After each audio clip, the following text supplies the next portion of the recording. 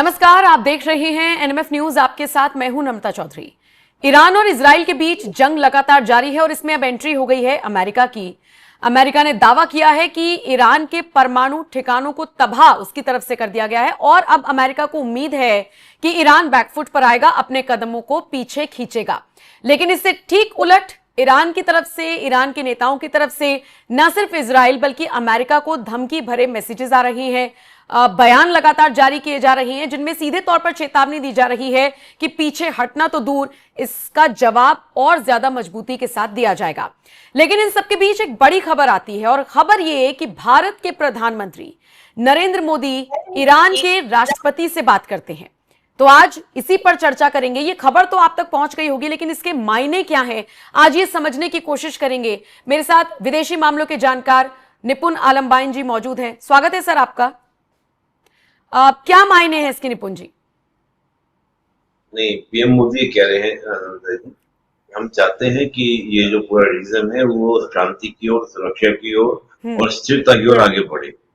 हमने मेरे से बातचीत की, उन्होंने कहा कि ईरान के जो प्रेसिडेंट हैं उन्होंने मुझसे बात की है और मैंने उनको ये कहा है कि मैं चाहता हूँ, हम लोग, भारत चाहता है कि ये जो पूरा क्षेत्र है वो पीस, सुरक्षा और स्थिरता की ओर आगे बढ़े।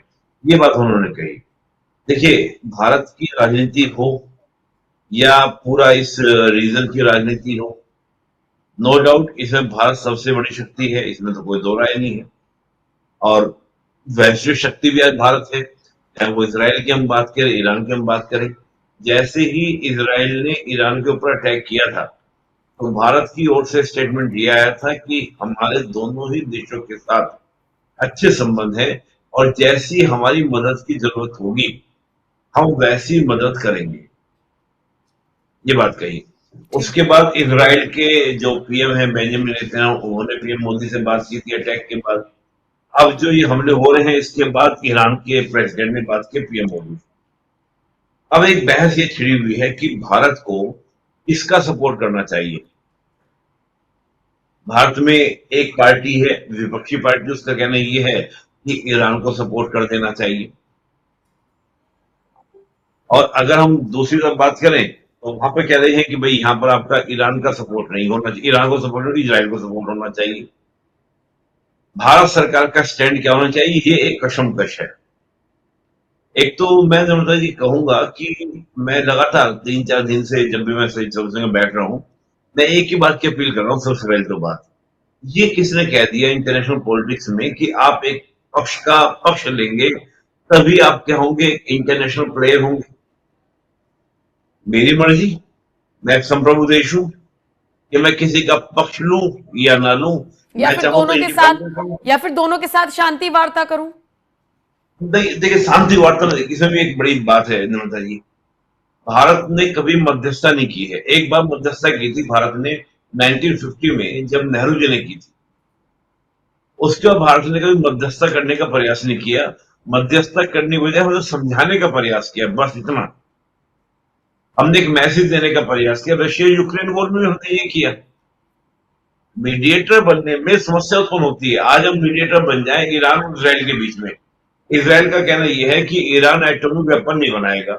हमने ईरान को बिठा दिया, हमने इसराइल को बिठा दिया।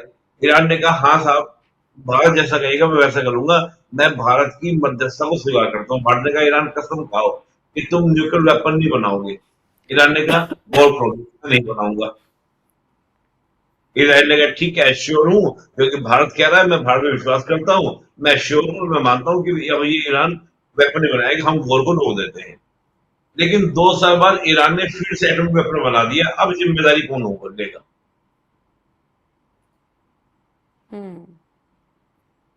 तो भारत इसलिए कभी मीडिएटर बनने की बात करता ही नहीं है, क्योंकि भारत खुद अपने मामलों में मीडिएटर स्वीकार नहीं करता है। तो आप समझ रहे हैं, ये वाली बात हो जाएगी, हम करेंगे तो कुछ और तुम करोगे तो गड़बड़ हो जाएगी। आज अगर हम मध्यस्थ बन जाते हैं तो कल को पाकिस्तान कहेगा तुम भी तो मीडिएटर बनते हो, मैं अमेरिका को, किसी चीन को, उसको मीडिएटर बनाऊंगा भारत और पाकिस्तान के बीच में पीओके को लेकर। आप उसको कैसे मना कर पाएंगे? सही बात है। मतलब मैं मानता हूं कि जिनको इंटरनेशनल पॉलिटिक्स की कतई जानकारी नहीं है वो उस तरह की बकवास करते हैं कि भारत को एक साइड और लेना क्यों, और वो भी क्यों कर रहे हैं? वो भी बहुत साजिशन कर रहे हैं, वो एक वोट बैंक को रिझाने के लिए। ऑल आइज ऑन गाजा, ये वही पार्टी क्या कर रही थी, कैंपेन चला रही थी, जो आज कह रही है कि ईरान का सपोर्ट करना चाहिए ताकि एक वर्ग का वोट आपके साथ जुड़ जाए। ईरान के खामनेई ये कहते हैं कि इजराइल जो है वो वेस्ट एशिया में एक दीमक की तरह है, एक जहर की तरह है, एक ट्यूमर की तरह है, उसको उखाड़ के फेंक देना चाहिए।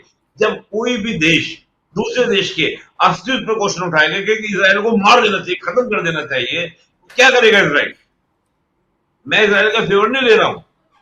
पाकिस्तान ये कहता है कि इंडियंस को, हिंदुओं को जीने का अधिकार नहीं है, तो क्या करेंगे हम? पाकिस्तान को थाली में सजा के कश्मीर दे दें कि भैया हम पे मारना मत, अटैक मत करना, लो कश्मीर लो, कल को कहेगा जूनागढ़ भी दो, कल को कहेगा पंजाब भी दो। 1947 में हुआ ना, उनकी बदतमीजी में 23% पॉपुलेशन 36% लैंड लेकर गई 1947 में, बदतमीजी में। क्या वो इंसाफ था? आप सोचिए, 23% पॉपुलेशन हमसे 36% लैंड लेकर गई 1960 में, जब इंडस वाटर ट्रीटी हुई, कतई एक तरफा नीति नहीं थी, वो पूरा पाकिस्तान की सपोर्ट वाली पॉलिसी थी। क्यों दिया उसको 80% पानी 23% पॉपुलेशन को? बस इसलिए क्योंकि वो संतुष्ट रहे, वो संतुष्ट रहे तो भारतीय जो वोट बैंक है वो संतुष्ट रहे। तो मैं ये कहता हूं कि आप अपनी राजनीति के चक्कर में इंडियन फॉरेन पॉलिसी को डिसाइड मत कीजिए। लोग कह रहे हैं, मैं देख रहा हूं कुछ एक यूट्यूबर है, बड़ा फेमस हो गया है, वो लड़का टाइप का ही है, वो बना रहा है video, Indian foreign policy failure. कहीं का फेल्योर है? नेपाल तो आप देखिए 1960 से पहले ही, 1962 से पहले ही नेपाल ने रंग बदलना शुरू कर दिया था। भूटान आज तक आपके साथ खड़ा है। श्रीलंका गवर्नमेंट दोबारा, फिर श्रीलंका तो ये रहा 5 साल उनके साथ, 5 साल हमारे साथ, मालदीव आज हमारे साथ फिर खड़ा है। नहीं, लेकिन जिस लड़के की आप बात कर रहे हैं, उसी लड़के ने विदेशी नीति पर भी सवाल उठाए हैं और बताया कि इतने कमजोर हमारे रिश्ते कभी नहीं हुए जितने अब हो गए हैं, सब दुश्मन बनते जा रहे हैं। मैं उसी की बात कर रहा हूं, वही बात कर रहा हूं। ना अकल है ना बुद्धि है, केवल नेगेटिव प्रोपेगेंडा, नेगेटिव चीजें। एक दिन मैं कहता हूं, कई बार उसको मेल करा भी हूं कि भाई एक दिन मेरे साथ डिबेट कर ले, लेकिन नहीं करने, क्योंकि पैसा कहीं और से आ रहा है। मैंने कहा बैठ के बात करते हैं, हमारा विद्वान इंटेलिजेंट है, तो आओ बैठ के बात करते हैं हम दोनों, पब्लिकली करेंगे, लाइव करेंगे।